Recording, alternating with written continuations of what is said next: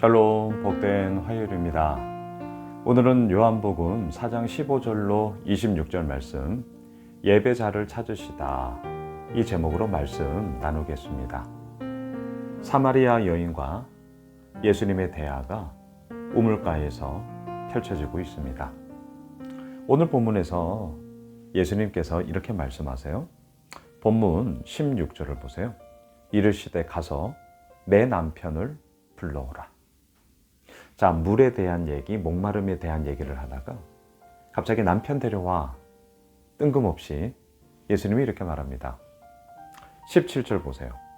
여자가 대답하여 이르되 나는 남편이 없나이다. 예수께서 이르시되 네가 남편이 없다 하는 말이 옳도다. 저 남편 없어요. 지금 이 여인의 마음속에는 뭐예요? 이 부분에 대해서 더 이상 대화를 진전시키고 싶지 않아요. 나 이 얘기하고 싶지 않거든요. 이 얘기에 대해서는 우리 말하지 말아요. 거부죠. 예수님에 대한 거절이에요. 예수님이 어떻게 하십니까? 맞다. 너 남편 없는 게 맞아. 그리고 18절 보세요. 너에게 남편 5 있었고 지금 있는 자도 네 남편이 아니니 네 말이 참되도다. 자, 예수님의 이 말에 이 여인은 이제 깜짝 놀라죠. 자신의 삶에 대한 이런 기구한 삶의 이야기들을 한 적이 없어요. 근데 예수님이 알고 있어요. 자신의 지난 과거를 예수님이 아셨어요. 여인이 깜짝 놀랄 수밖에 없죠. 뭐라고 말합니까? 18절 여자가 이르되 주여 내가 보니 선지자로소이다. 예, 주여 내가 보니 선지자로소이다. 지금 대화를 나누고 있는 예수님에 대해 이제 뭔가가 자신의 과거, 말하지 않았던 과거를 아는 그 예수님을 통하여서 선지자구나. 뭐가 있구나. 자, 이걸 알았어요. 그리고 나서 이 여인의 태도가 좀 재밌습니다. 재밌다라는 표현이 맞을지 모르겠는데요. 재밌어요.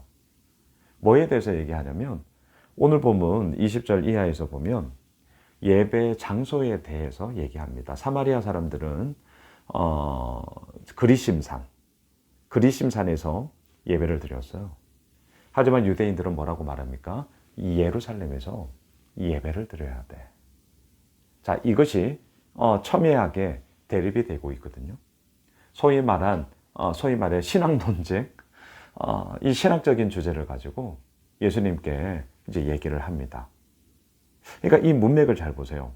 물에 대한 얘기, 목마름에 대한 얘기를 하다가 너 남편 데리고 와. 예수님이 뜬금없이 화제를 바꾸잖아요. 그러니까 나 남편 없는데요. 그래, 너 남편 없다는 말이 맞다. 너 지금 6번째 남자와 살고 있잖아. 깜짝 놀랍니다.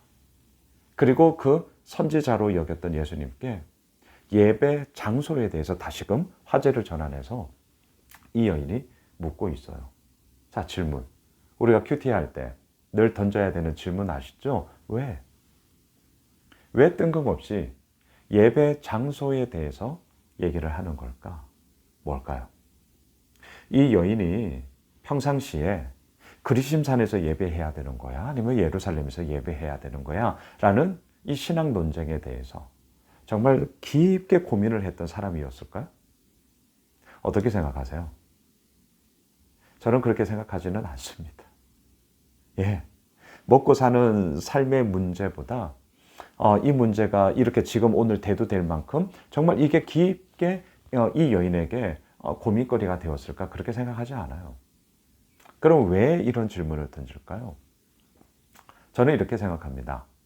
소위 말해서 신학적이고 종교적인 질문을 던짐으로 말미암아 자신의 누추함, 자신의 부끄러움을 조금이라도 감추고자 했다. 예. 자신의 부족함, 자신의 누추함, 자신의 인생의 얼룩짐을 이러한 주제를 통하여서라도 조금이라도 감추고자 했다. 저는 그렇게 생각합니다. 그래서 이 여인을 묻는 거예요. 예배 장소에 대해서. 그러자 예수님이 대답하시죠. 너무 중요한 말씀 하시잖아요. 21절 보시겠어요? 예수께서 이르시되 여자여 내 말을 믿으라. 이 산에서도 말고 예루살렘에서도 말고 너희가 아버지께 예배할 때가 이르리라. 그래서 우리는 너무나도 분명한 답을 갖고 있습니다. 예배의 장소가 중요한 것이 아니라 예배를 드리는 오늘 말씀의 제목처럼 예배자, 그곳이 어디이든지 간에 하나님의 이름을 드높이며 하나님의 하나님 되심을 찬양하며 인정하는 그 모든 곳이 예배하는 곳이요, 그 예배자를 예수님은 찾으신다. 우리가 너무나도 분명하게 가지고 있는 답 아니겠습니까? 여러분, 그렇다 해서 물론 예배 장소 중요하지 않아. 자, 저는 목사예요. 목사. 지금도 저희 교회 기도하고 있거든요. 예배 공간의 문제를 놓고 하나님의 때에 하나님의 방법으로 하나님께서 이루어 달라고 기도해요. 예배 장소가 중요하지 않아라고 제가 앞서 표현했지만 정말 중요하지 않냐? 그렇지는 않습니다. 중요합니다. 중요해요. 하지만 더 본질적으로 중요한 게 뭐냐라는 것을 지금 우리가 나누고 있는 거죠. 그곳이 어디든지 간에 하나님을 예배하는 곳이라면 그 모든 곳이 다 예배 처소가 되는 것이고, 그 모든 곳이 다 하나님을 진정 예배하는 자로 정말 채워지며 그 속에서 아버지의 놀라운 은혜와 영광을 우리가 찬양하게 되는 것 아니겠습니까? 예수님께서 이렇게 말씀하셨어요. 23절입니다. 아버지께 참되게 예배하는 자들은 영과 진리로 예배할 때가 오나니 곧 이때라. 아버지께서는 자기에게 이렇게 예배하는 자들을 찾으십니다. 예배자를 찾으세요. 어떤 예배자요? 영과 진리로 예배하는 자. 자, 영과 진리 이 부분에 대해서는요, 학자들마다 의견이 엄청나게 분분하고요. 논문도 어마어마합니다. 그냥 저의 의견을 말씀드릴게요. 저는 그냥 이렇게 해석합니다. 영과 진리로. 영, 성령, 하나님. 자, 예배라는 이 공간을 생각해 보세요. 예배라는 이 자리를 생각해 보세요. 우리가 예배자로 나왔습니다. 성령 하나님, 예배하는 우리 모두에게 기름 부어 주십시오. 영과 진리로 할 때 그 영, 성령 하나님의 기름 부으심과 성령 하나님의 임재하심을 간구하며 나아가는 것. 진리.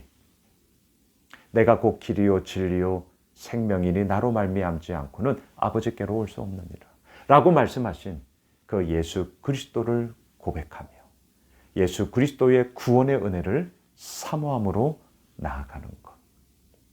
저는 언제나 이렇게 해석합니다. 영과 진리로 예배할지니라.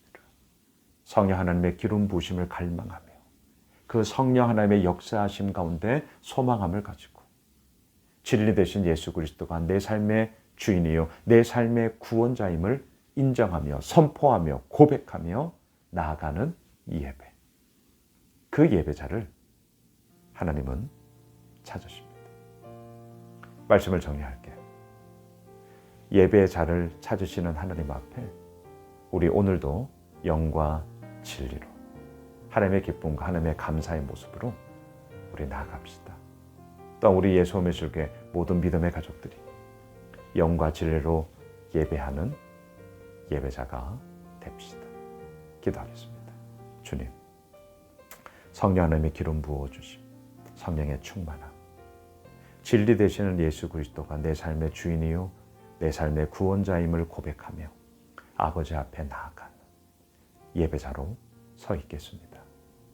예배자를 찾으시는 하나님, 우리 예수오매실 교회를 바라보며 웃으시며 정말 우리를 축복하시며 우리를 칭찬하시며 그 믿음의 여정의 길에 함께 거하게 되는 저희 모두가 되게 하여 주시옵소서. 예수님의 이름으로 기도드리옵나이다. 아멘.